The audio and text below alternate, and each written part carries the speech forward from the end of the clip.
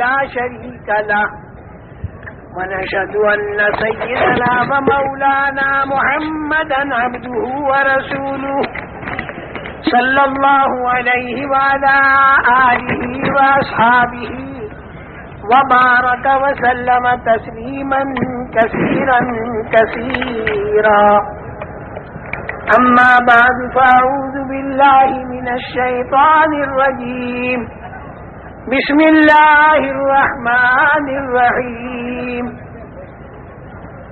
ولو أن أهل القرى آمنوا واتقوا لفتحنا عليهم بركات من السماء والأرض وقال الله تعالى ظهر الفساد في البر والبحر بما كسبت أيدي الناس ليذيقهم بعض الذي يعملوا لعلهم يرجعون وقال الله تعالى ولنذيقنهم من العذاب الأدنى دون العذاب الأكبر لعلهم يرجعون وقال الله تعالى حتى إذا جاء أحدهم الموت قال رب ارجعون لعلي أعمل صالحا فيما تركت كلا إنها كلمة هو قائلها ومن ورائهم برزخ إلى يوم يبعثون وقال الله تعالى ربنا أمتنا اثنتين وأحييتنا اثنتين فاعترفنا بذنوبنا فهل إلى خروج من سبيل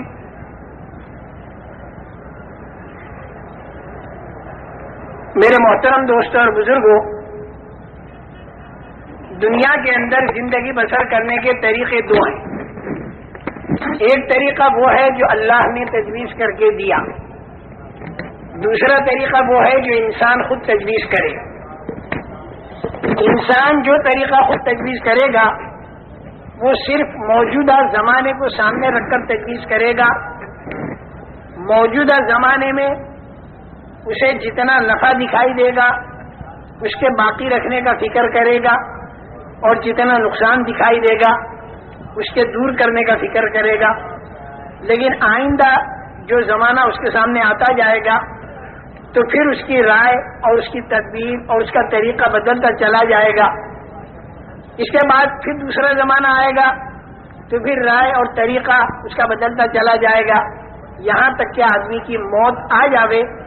تو موت آنے کے بعد حالات ختم نہیں ہوتے، بلکہ حالات کا انتظام کرنے کا کی جو طاقت تھی وہ ختم ہو جاتی۔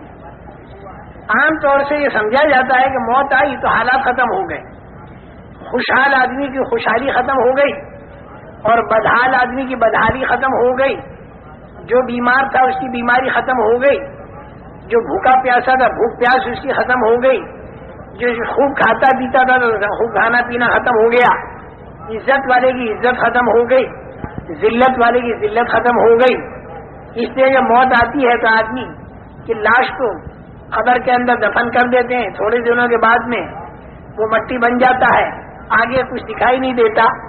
تو عام ذہن پوری دنیا کا یہ ہے کہ مر گئے تو ختم ہو گئی بات، حالات سارے ختم ہو گئے، جتنے بھی حالات اچھے یا برے ہیں وہ موت تک ہیں۔ لیکن ایسا نہیں ہے۔ ہمارا اور تمہارا پیدا کرنے والا خدا، جس نے اپنی قدرت سے تین تین اندھیریوں میں ماں کے پیٹ کے اندر اس انسان کو بنایا، جبکہ وہاں پر کوئی روشنی بھی نہیں تھی، ماں کا پیٹ تھا، بچے دانی تھی اور اس کے اندر ایک جھلی تھی، اس جھلی کے اندر لپٹا ہوا بچہ تھا، اور سارے اعضاء انسانی اللہ تعالیٰ نے بنائے۔ وہ بنانے والا اللہ وہ خود یہ بتا رہا ہے کہ موت کے بعد ایک لمبی چوڑی زندگی آنے والی ہے، جو مرنے سے پہلے والے کو دکھائی نہیں دیتی، لیکن وہ یقیناً ایک زندگی آنے والی ہے۔ انسان کے اوپر 4 منزلیں آنے والی، 4 منزلیں ہیں۔ ایک منزل تو ہے ماں کے پیٹ کی، دوسری منزل ہے دنیا کے پیٹ کی، तीसरी मंजिल है कब्र के पेट की, और चौथी मंजिल है आखिरत की, और वो आखिरी मंजिल है। उसके बाद फिर कोई पांचवी मंजिल नहीं। आखिरत में जो मकाम उसके लिए राहत का या तकलीफ का तय हो गया तो वो उसी मकाम के अंदर रहेगा। इसके बाद फिर कोई पांचवी मंजिल उसकी नहीं है। ये बात अलग है कि कोई ईमान वाला अगर अपनी बदआमालियों की वजह से जहन्नम में गया तो जहन्नम के अंदर वो पाक और साफ होकर और फिर वो जन्नत में चला जाएगा। लेकिन बगैर ईमान का जो आदमी होगा, जिसके अंदर ईमान नहीं होगा, जो कुफ्र वाला होगा और शिर्क वाला होगा, वो जब जहन्नम में जाएगा तो वो उसकी आखिरी मंजिल होगी और उसके अंदर से वो निकलेगा नहीं। ये 4 मंजिलें हैं इंसान पर। माँ के पेट की मंजिल में तो इंसान की जात बनी, उसकी आंख बनी, कान बने, जबान बनी, हाथ पैर बने, दिल दिमाग बना, फिर अंदर की सारी चीजें बनी। माँ के पेट के अंदर तो इंसान की जात बनी और उसमें इंसान को जर्रा बराबर इख्तियार नहीं था। लड़का बनना या लड़की बनना, काला बनना या गोरा बनना, खुद इंसान को बनने वाले को भी इख्तियार नहीं था और इसके माँ बाप को भी इसका इख्तियार नहीं था। ये बिल्कुल हमारे इख्तियार से बाहर मसला अल्लाह जल्ल जलालहू अम्मा नवालुहू ने इस इंसान को माँ के पेट के अंदर बनाया। इसके बाद दूसरी मंजिल है दुनिया की। दुनिया की जो मंजिल है, इस मंजिल में अल्लाह ने इस इंसान को हल्का सा इख्तियार मरहमत फरमाया और ये इख्तियार अजीब व गरीब चीज है। अल्लाह ने इस दुनिया में इंसान को हल्का सा भले और बुरे का इख्तियार नसीब फरमाया। जैसे इमली का बीज बोले या आम की गुठली बोले, आम की गुठली बोएगा तो आम का दरख्त तैयार होगा और इमली का बीज अगर बोएगा तो इमली का दरख्त तैयार होगा। इसी तरीके से ये इंसान यहाँ पर भला करे या बुरा करे, दोनों बातों में इख्तियार है। ये हाथ अल्लाह ने दिए हैं, जब तक रूह इंसान के अंदर मौजूद है तो इस हाथ पर आदमी को इख्तियार है इस बात का कि इससे सबका खैरात दे, इससे किसी रोने वाले को चुप करे, किसी के आंसू पोंछे, किसी को रोटी का टुकड़ा दे। और इस बात की भी अल्लाह ने इसे ताकत दी है कि इस हाथ से किसी पर जुल्म करे। दोनों ताकतें अल्लाह ने इस इंसान को दी है, भले की और बुरे की। देखो, फरिश्ता जो है वो तो मजबूर महज है, उसको तो जितना अल्लाह ने कह दिया वही करना होगा, उसके खिलाफ करने की फरिश्ते में ताकत नहीं। इसी तरीके से आसमान है, जमीन है, चांद है, सूरज है, सितारे हैं, ये जितनी मखलूकात है इंसान के अलावा, ये सारी मखलूकात मजबूर महज है, अल्लाह के अम्र के ताबे है। अगर हवा को अल्लाह हुक्म दे दे कि मामूल के मुताबिक चले तो हवा मामूल के मुताबिक चलेगी, लोगों के काम बनते रहेंगे। और अगर हवा को अल्लाह हुक्म दे दे कि वह मामूल से ऊपर होकर चले तो इसी हवा का नाम फिर तूफान बनता है और इससे जिंदगियां उजड़ जाती है। ऐसे ही पानी अल्लाह के हुक्म के ताबे है, जमीन अल्लाह के हुक्म के ताबे है और आसमान भी अल्लाह के हुक्म के ताबे है। जो हुक्म इन चीजों को मिलता है ये चीजें वही करती हैं, इसके खिलाफ करने की इनमें ताकत नहीं रखी। सूरज और चांद की रविश अल्लाह ने मुकर्रर कर दी, उसी रविश के मुताबिक वो चलते हैं, इसमें कोई इनके इख्तियार को दखल नहीं, मजबूर महज है। जौन से आसमान पर फरिश्तों को सजदे का हुक्म हुआ वो फरिश्ते सजदा करते हैं, एक आसमान पर रुकू करते हैं, एक आसमान पर क़याम है, एक आसमान पर क़ादा है। हजारों साल से जो हुक्म मिला वो कर रहे हैं, उसके खिलाफ करने की ताकत फरिश्तों में अल्लाह ने नहीं रखी। ला यासून अल्लाह मा अमरहू व यफअलून मा युमरून। सजदा के लिए कहा तो वो सजदा ही करेगा, वो फरिश्ता फिर रुकू नहीं करेगा। फिर उसे अगर रुकू का हुक्म हो जाए तो रुकू ही करेगा, फिर वो सजदा नहीं करेगा, जो कहा जाएगा वो करेगा। लेकिन इंसान जो है वो ऐसा नहीं है। इंसान के अंदर अल्लाह ने दोनों ताकतें रखी हैं, फरमा बरदारी की भी ताकत रखी है और नाफरमानी की भी ताकत रखी है। इंसान फरिश्तों जैसा नहीं कि वो जो कहा जाए वही करे, क्योंकि फरिश्ता तो जो कहा जाए वही करेगा, उसके खिलाफ करने की ताकत नहीं। और इंसान के अंदर दोनों ताकतें रखी हैं, फमिनकुम मोमिन वमिनकुम काफिर। اس میں ایک طبقہ ایمان والا ہوگا، ایک طبقہ کفر والا ہوگا، ایک طبقہ فاسق ہوگا، ایک طبقہ مومن ہوگا، ایک طبقہ ماننے والا ہوگا، ایک طبقہ نہ ماننے والا ہوگا، اور اسی پر سارے حالات کا دار و مدار ہے، دنیا کے بھی اور آخرت کے بھی۔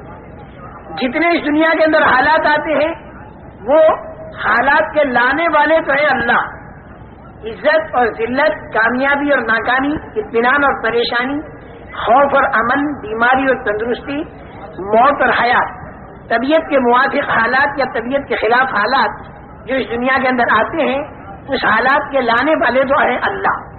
اللہ کے ارادے سے وہ حالات آتے ہیں، جیسا اللہ ارادہ کرتے ہیں ویسے حالات آتے ہیں۔ بعض مرتبہ ذلت کا نقشہ ہوتا ہے، لیکن اللہ کا ارادہ ہو جائے تو اسی میں عزت آ جاتی ہے۔ حضرت یوسف علیہ السلام کا سارا نقشہ ذلت کا تھا، دو مرتبہ ان کا بکنا اور زنا کی تہمت لگ کر جیل خانے کے اندر جانا، یہ ذلت کا نقشہ تھا، لیکن اللہ نے ارادہ عزت کا فرما دیا تو اپنی قدرت سے حضرت یوسف علیہ السلام کو ایسی عزت مل گئی کہ دنیا کے کروڑ آدمی ہزاروں سال کے بعد بھی ان کا احترام کرتے ہیں۔ اور بعض مرتبہ نقشہ سارا عزت کا ہوتا ہے، لیکن اسی کے اندر اللہ تعالیٰ کا ارادہ ذلت کا ہو جاتا ہے تو پھر وہ آدمی ذلیل ہوتا ہے۔ جیسے قارون، سارا نقشہ اس کے پاس عزت کا تھا، لیکن اللہ جل جلالہ و من والہ نے اسے اتنا ذلیل کیا کہ آج دنیا کے کروڑ انسانوں میں کوئی شریف آدمی اپنے بیٹے کا نام قارون رکھنے کو تیار نہیں۔ تو میرے محترم دوستو، حالات جو آتے ہیں انسان پر وہ اللہ کی طرف سے آتے ہیں، اللہ ہی حالات کو لاتے ہیں، لیکن اللہ تعالیٰ کے حالات لانے کا ایک ضابطہ اور ایک قانون ہے۔ اللہ تعالیٰ جتنی ضابطے کی رعایت کرتے ہیں اتنی کوئی ضابطے کی رعایت نہیں کرتا۔ اللہ نے ضابطے بنا رکھے ہیں، ضابطے کی اتنی رعایت ہے کہ لئن اشرکت ليحبطن عملك ولتكونن من الخاسرین، یعنی معصوم سے معصوم تر شخصیتوں سے اللہ یہ کہتے ہیں کہ اگر شرک کیا تو اعمال سارے ختم ہو جائیں گے اور نقصان والوں میں تم بن جاؤ گے۔ آپ اندازہ لگاؤ کہ ضابطے کی اللہ کے ہاں کتنی رعایت ہے۔ یہ حالات جو آتے ہیں دنیا میں اور آخرت میں، یہ ایک ضابطے کے ماتحت آتے ہیں، بلا ضابطہ اندازن نہیں آتے۔ اور ضابطہ اللہ کا حالات لانے کے لیے دنیا کے اندر کی پھیلی ہوئی چیزیں نہیں ہیں، بلکہ انسان کے بدن سے تیار ہونے والے اعمال ہیں۔ بہت بڑا مغالطہ ہر زمانے میں بڑی بھاری اکثریت انسانوں کی کو لگا، اور آج کے زمانے میں بھی بہت بھاری غلطی کروڑ انسانوں سے جو ہو رہی ہے وہ یہ ہو رہی ہے کہ عام طور پر انسان یہ سمجھ رہے ہیں کہ ہمارے حالات کا بننا اور بگڑنا یہ موقوف ہے چیزوں کی کمی اور بیشی پر۔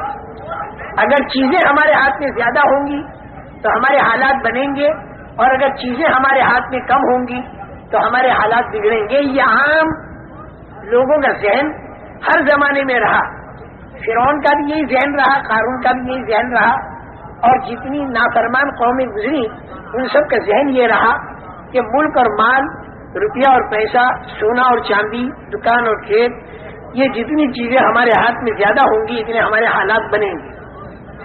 اللہ کی طرف سے بھیجے ہوئے جو انبیاء کرام علیہم السلام تھے، انہوں نے آ کر ہر زمانے میں انسانوں کا یہ ذہن بنایا کہ حالات آتے ہیں اللہ کی قدرت سے، حالات آتے ہیں اللہ کے ارادے سے، لیکن اللہ تعالیٰ نے حالات کے لانے کا ایک ضابطہ بنا رکھا ہے، اور وہ ضابطہ جو ہے وہ انسان کے بدن سے تیار ہونے والے اعمال ہیں، اور انسان کے دل کے اندر کا یقین ہے۔ اگر اس کے دل کے اندر کا یقین ٹھیک ہو جائے اور اس کے بدن سے تیار ہونے والے اعمال ٹھیک ہو جائیں، آنکھوں کا دیکھنا، کانوں کا سننا، زبان کا بولنا، ہاتھ کا پکڑنا، پیروں کا چلنا، دل اور دماغ کا سوچنا اگر ٹھیک ہو جائے تو اللہ تعالیٰ حالات اچھے لاویں گے، اور اگر انسان کے اعمال خراب ہو جائیں تو اللہ تعالیٰ حالات خراب لاویں گے۔ دوسرے لفظوں میں اس سے بھی آسان لفظ جو ہے وہ یہ کہ اگر دینداری ہوگی تو اللہ تعالیٰ کامیاب کریں گے، اور اگر بے دینی ہوگی تو اللہ تعالیٰ ناکام کریں گے۔ اگر دینداری کچے مکان والے کے پاس ہوگی تو اللہ کچے مکان والے کو کامیاب کریں گے، اور اگر بے دینی پکے مکان والے کے پاس ہوگی تو اللہ تعالیٰ پکے مکان والے کو ناکام کریں گے۔ لیکن ایک حیرت کی بات جو انسان کو حیرت میں ڈالتی ہے ہر زمانے میں اور آج کے دور میں بھی، وہ یہ کہ بہت سے دین والے، بہت سے ایمان والے، بہت سے اعمال والے، ان پر بھی تکلیفیں آ جاتی ہیں، اور بہت سے بغیر دین والے، بہت سے بغیر ایمان والے، بہت سے بے دین آدمی بہت سی مرتبہ دیکھے جاتے ہیں کہ وہ بڑے راحت میں ہوتے ہیں۔ اس کے بارے میں ایک بات اپنے ذہن میں بٹھا لیں، اصل کامیابی وہ ہے جو مل کر ختم نہ ہو، اور اصل ناکامی وہ ہے کہ جو آ کر ختم نہ ہو۔ ایک بات یہ ذہن میں بٹھا لیں، عام طور سے آدمی دیکھتا ہے کہ بے دین آدمی رشوت بھی لیتا ہے، جھوٹ بولتا ہے، دھوکہ دیتا ہے، غبن کرتا ہے، خیانت کرتا ہے، پیسہ اس کے پاس بہت ہے، کھانا کپڑا مکان سواریاں بہت مزے کے اندر ہے، تو آدمی سمجھتا دیکھو بے دین ہے لیکن پھر بھی کامیاب ہے۔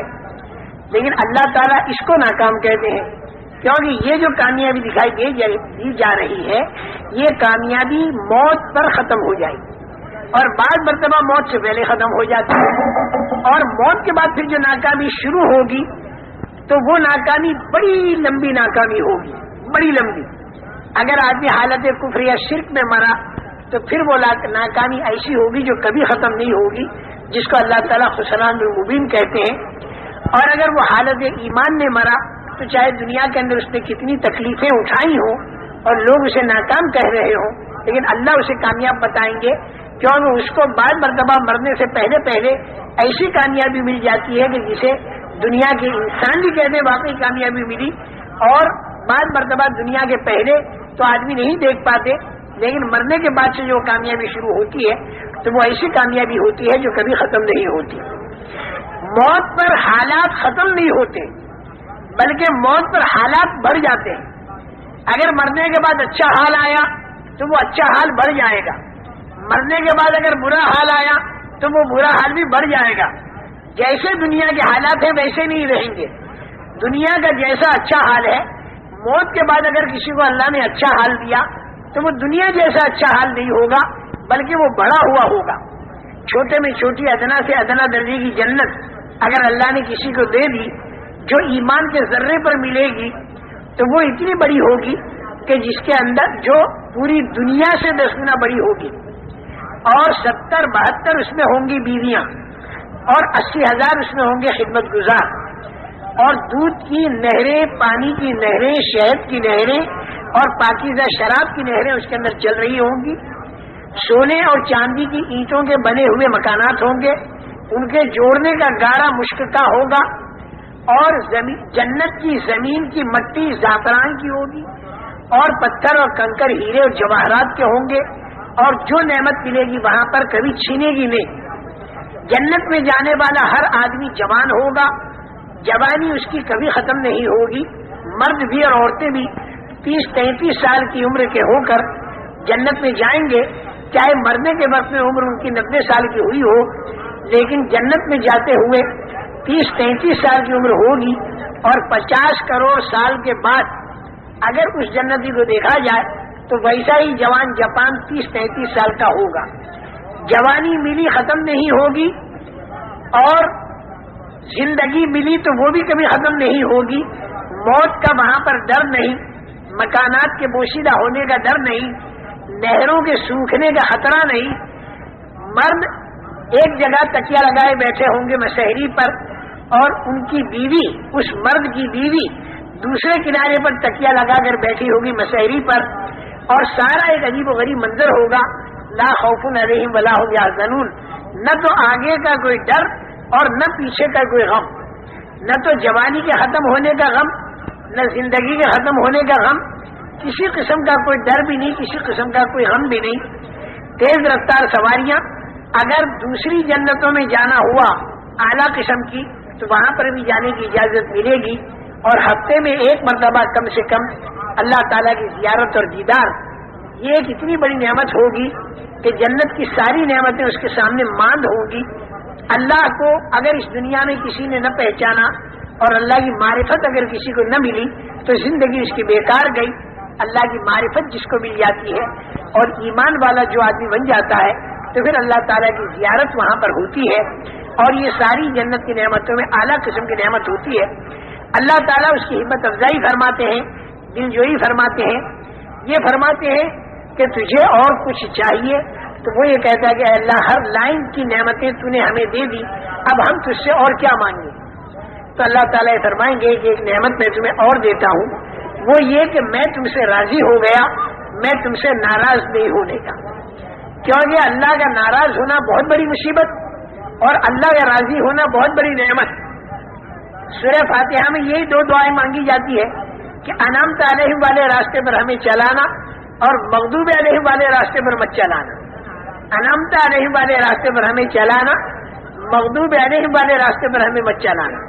انعمت علیہم والا راستہ وہ ہے کہ جو اللہ کی رضامندی پر پورا ہوتا ہے، اور مغضوب علیہم والا راستہ وہ ہے جو اللہ کے غضب اور اللہ کی ناراضگی پر پورا ہوتا ہے۔ تو میں نے یہ عرض کیا میرے محترم دوستو کہ وہاں مرنے کے بعد جو اچھے حالات آئیں گے تو وہ بہت زیادہ اچھے ہوں گے، اور اگر خدا نہ خواستہ اگر برے حالات آئے تو وہ برے حالات بھی بہت ہی برے ہوں گے۔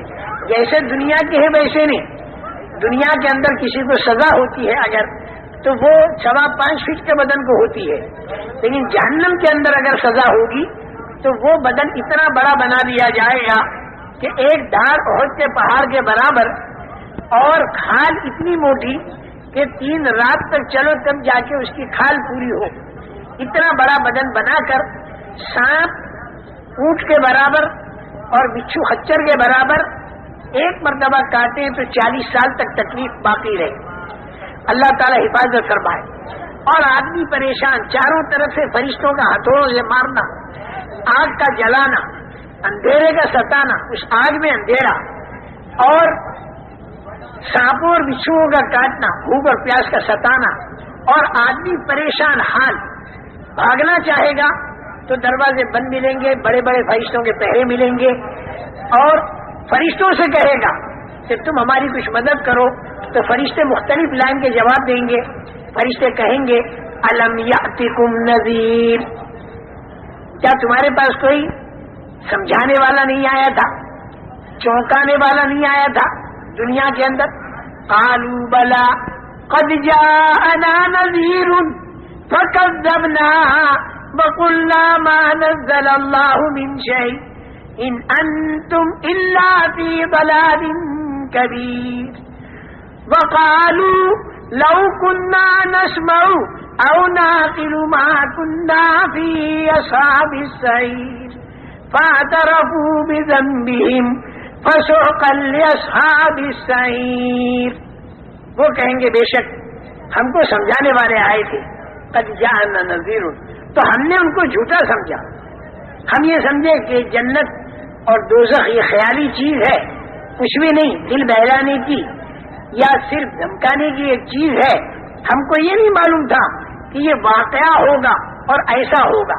کاش کہ اس دن اگر ہم مان لیتے اور سن لیتے، سمجھ لیتے، تو آج ہم یہاں پر جہنم کے اندر نہ ہوتے، اپنے گناہوں کا وہ اعتراف اور اقرار کریں گے۔ لیکن یہ اعتراف اقرار کرنا وہاں ان کے کام نہیں آئے گا۔ بہت بڑا داروغہ ہو گئے فرشتہ، اس سے کہیں گے کہ تو اللہ سے یہ دعا کر، بنا دو یا مالک لیقضی علینا ربک قال انکم ماکثون۔ داروغے کا نام ہوگا مالک۔ اے مالک تو اللہ سے کہہ دے کہ ہم کو وہ ختم کر دے بالکل، تو وہ جواب دے گا کہ بالکل ایسا نہیں ہوگا، اب تمہیں یہیں پر رہنا ہوگا۔ الگ الگ جواب۔ شیطان سے کہیں گے تیری بات ہم نے مانی اور ہم یہاں پر آئے، تو ہمارا ساتھ دے۔ وہ کہے گا فلا تلومونی ولوموا انفسکم ما انا بمصرخکم وما انتم بمصرخی۔ نہ تو میں تمہاری مدد کر سکتا ہوں، نہ تم میری مدد کر سکتے ہو۔ میں نے تمہیں غلط بات کہی، تم نے کیوں مانی؟ اللہ تم سے صحیح کہہ رہا تو اس کی کیوں نہیں مانی؟ یہ شیطان کا جواب ہوگا۔ چاروں طرف سے مایوس ہو گئے، پھر دیکھیں گے کہ بڑے بڑے جو چودھری اور بڑے بڑے ذمہ دار دنیا کے اندر جب کوئی بات پیش آتی تھی تو ان بڑوں بڑوں کے پاس جاتے تھے اور ان سے کہتے تھے کہ بھائی ہم ایک پریشانی میں ہیں تو ہماری پریشانی کو دور کرو۔ تو ان بڑوں بڑوں کے پاس بڑے لیڈر، بڑے نیتا، بڑے چودھری، بڑے سردار ان کے پاس جائیں گے اور کہیں گے ہمیں پریشانی میں ہیں، چاروں طرف سے ہم کو سانپ کاٹتے ہیں، فرشتے مارتے ہیں، آگ جلاتی ہے، ہم بھاگ نہیں سکتے، فرشتے ذرا بھی ہم پر رحم نہیں کرتے، شیطان ہمارا ساتھ نہیں دیتا، تم ہمارے بڑے ہو، تم ہمارے لیے کوئی راستہ سوچو. تو وہ کہیں گے استبر الذین اتبعوا، وہ لوگ کہیں گے کہ ہم کچھ نہیں کر سکتے، ہم بری ذمہ ہیں، ہم کچھ نہیں کر سکتے. تو اب یہ چھوٹے پھر یوں کہیں گے کہ اب کی مرتبہ اگر اللہ نے ہم کو دنیا میں بھیجا تو اب ہم تمہاری پارٹی میں نہیں ہوں گے، اس لیے کہ تم نے ہم کو غلط راستہ بتایا. اور پھر وہ بددعائیں کریں گے، ربنا انا اطعنا سادتنا وکبراءنا فاضلونا السبیل ربنا آتهم ضعفین من العذاب ولعنهم لعنا کبیرا. اے اللہ ہم نے اپنے سرداروں کی مانی اور ہم نے اپنی چودھریوں کی مانی، لیکن اس نے ہم کو تیرے راستے سے ہٹا دیا. اے اللہ تو ان کے اوپر دگنا عذاب ڈال دے، اور اے اللہ تو ان کے اوپر اپنی لعنت کو برسا. میرے محترم دوستو، ایک بہت بڑا منظر کل قیامت کا آنے والا ہے، اور اس میں کھرے اور کھوٹے کا فیصلہ ہوگا. یہ خبر انبیاء کرام علیہ السلام نے اللہ کے پاس سے لا کر ہمیں دی. اس کی تیاری کرنے کا زمانہ اس دنیا کا زمانہ ہے، مرنے کے بعد پھر کوئی تیاری آدمی نہیں کر سکتا. جب آدمی قبر کے اندر چلا گیا تو حالات تو بڑھ گئے، چاہے اچھے ہوں چاہے برے ہوں، لیکن انتظام کی طاقت ختم ہو گئی. موت کے معنی کیا ہے؟ انسان کے انتظام کی طاقت کا ختم ہو جانا. دنیا کے اندر اگر خدا نہ خاصا یہاں سانپ آ جائے تو آدمی ڈنڈے سے مارے گا یا کم سے کم بھاگ جائے گا، آگ لگ جائے پانی سے بجھائے گا. اگر روشنی بند ہو جائے تو آدمی ٹارچ وغیرہ جلائے گا، آدمی کو بھوک لگے جا کر کھانا کھائے گا، آدمی کو پیاس لگے ڈول رسی سے پانی کھینچ کر اور پی لے گا. یہاں آدمی کے اوپر اگر کوئی حال آ دے تو اس کے پاس قوت انتظام ہے. اور موت کے کیا معنی؟ موت کے یہ معنی کہ آدمی کے اندر سے قوت انتظام ختم. قبر کے اندر سانپ تو آیا، ہٹانے کی طاقت ختم. اندھیرا آیا، اجالا لانے کی طاقت ختم. پٹائی ہو رہی، اس سے بچنے کی طاقت ختم. اگر 5-10 ڈنڈے رکھ بھی دیں میں رشتے دار تو دنیا کے ڈنڈوں سے قبر کے سانپ نہیں مرتے، اور دنیا کے پانی سے قبر کی آگ نہیں بجھتی، اور دنیا کی ٹارچ سے قبر کا اندھیرا دور نہیں ہوتا، اور دنیا کی چیزوں سے قبر کے اندر سہولت نہیں ملتی. وہاں آدمی جب دیکھے گا کوئی راستہ نہیں تو پھر وہ اللہ سے یوں کہے گا کہ اے میرے اللہ، میرے کو تو واپس لوٹا دے. اتنا تو وہ بھی جانے گا کہ قبر میں کچھ کر نہیں سکتا، یہاں پر میں نماز نہیں پڑھ سکتا، اور یہاں پر میں روزہ نہیں رکھ سکتا، تسبیح اور تلاوت نہیں کر سکتا. اے اللہ تو میرے کو دنیا میں واپس بھیج دے. کتنی بڑی دولت یہ دنیا کی زندگی تھی جو میرے ہاتھ سے نکل گئی. اب میرے کو معلوم ہوا کہ دنیا میں اگر ایک مرتبہ سبحان اللہ کہتا تو جنت میں میرے لیے ایک درخت بنتا، الحمدللہ کہتا تو درخت بنتا. دنیا میں سب کا خیرات کرتا تو اس کا میرے کو بدلہ ملتا. دنیا میں اللہ کے دین کی دعوت کا کام کرتا، جو جتنے انسانوں میں دعوت کا کام پہنچتا اور جتنے انسانوں میں دینداری آتی ان سب کے برابر میرے کو اے اللہ ثواب ملتا. اب تو میرے کو دنیا میں واپس بھیج دے. اب میری سمجھ میں بات آ گئی، اب میں دنیا میں جا کر اچھے کام کروں گا. اللہ تعالیٰ فرمائیں گے کل بالکل نہیں. اور دیکھو ایک بات میں بتاؤں، دنیا کے اندر انسان پر جو تکلیف آتی ہے وہ تکلیف اس لیے آتی ہے تاکہ آدمی الٹا راستہ چھوڑ دے اور سیدھے راستے پر آ جائے. دنیا کے اندر کی تکلیف خدا کی ایک رحمت ہے. جب آدمی غلط راستوں پر چلتا ہے تو پھر اللہ تعالیٰ تنبیہ کے طور پر تکلیفیں ڈالتے ہیں، اور ان تکلیفوں کا منشا اور ان تکلیفوں میں مصلحت اللہ کی یہ ہوتی ہے کہ لعلہم یرجعون. بار بار اللہ تعالیٰ فرماتے ہیں کہ یہ چھوٹی تکلیفیں میں ڈالتا ہوں تاکہ تم پلٹا کھا جاؤ، یعنی غلط راستہ چھوڑ دو، صحیح راستے پر آ جاؤ. دیکھو میرے محترم دوستو، یہ باتیں جو میں آپ حضرات کو بتا رہا ہوں، کسی زمانے میں یہ باتیں بتانا کام تھا نبیوں کا. یہ باتیں حضرت موسیٰ علیہ السلام کے بتانے کی تھی. حضرت عیسیٰ علیہ السلام، حضرت نوح علیہ السلام، انبیاء کرام علیہ السلام دعوت دیتے تھے، لوگوں کے دلوں میں اللہ کی عظمت اور بڑائی پیدا کرتے تھے، مرنے کے بعد والی زندگی انہیں سمجھاتے تھے، اور چھپی ہوئی باتیں اللہ تعالیٰ ان کے اوپر کھولتا تھا تو وہ انہیں بتایا کرتے تھے، اور اللہ تعالیٰ کی بڑائی کو اتنے زوروں پر بیان کرتے تھے تاکہ آدمی کا ذہن بنے۔ یہ کام تھا نبیوں کا۔ لیکن حضور اکرم صلی اللہ تعالی علیہ وسلم پر اللہ تعالیٰ نے نبوت کو ختم کر کے اب یہ کام جو تھا یہ اس امت کے ذمہ ڈال دیا۔